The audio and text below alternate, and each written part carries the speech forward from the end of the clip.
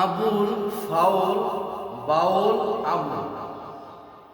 আমাদের দেশে কিছু বুদ্ধিজীবী রয়েছে, মানে আজিজ দোস্ত লক্ষ্য করে শুনে, এই যে বাউল আবুল ফাউল সরকার গান গাইছে শোনেন না, ভাইরাল হয়েছে শোনেন না, সে নাকি আল্লাহ তাআলা, সে কি বলে সে বুঝে না, আর সে সূরা নাসের ব্যাখ্যা করে যে কুল আউযু বিরাব্বিন নাস, আল্লাহ তাআলা নাকি নাসের কথা বলছে, নাউযুবিল্লাহ, মালিকিন নাস, ইলাহিন নাস, মিন শাররিল ওয়াসওয়াসিল খান্নাস আল্লাযী ইউওয়াসওয়িসু ফি সুদুরিন নাস।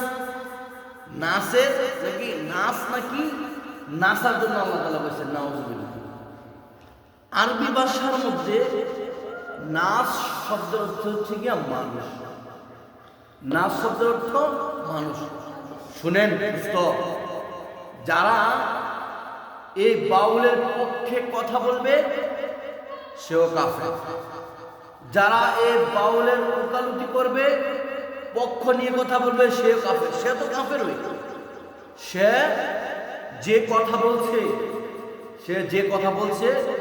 সে কাফের হয়ে গেছে।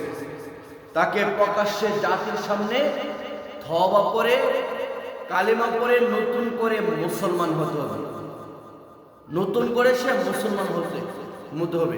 এ বিষয়ে রাসূল করিম সাল্লাল্লাহু আলাইহি ওয়াসাল্লাম সরাসরি হাদিসে স্পষ্ট ঘোষণা করেন, আল মিরাউ বিল কুরআনি কুফরুন, অর্থাৎ যে ব্যক্তি আল্লাহ তাআলার সাথে, আল্লাহ তাআলার এক কথার সাথে আরেক কথা, অর্থাৎ আল্লাহ তাআলার কথার মিল নাই বা এটি কি সংযুক্ত তৈরি, সংঘর্ষ তৈরি একটি কথা, যার কারণে সে কাফের হয়ে গেছে যে কথা বলছে।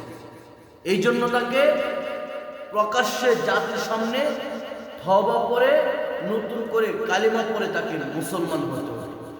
আর মুখ কথা শুনে রাখেন, যে তার পক্ষ নিয়ে কথা বলবে, যে তার ওকালতি করবে সেও কাফের। আল্লাহ তাআলা আমাদেরকে সহি বুঝ দান করুন।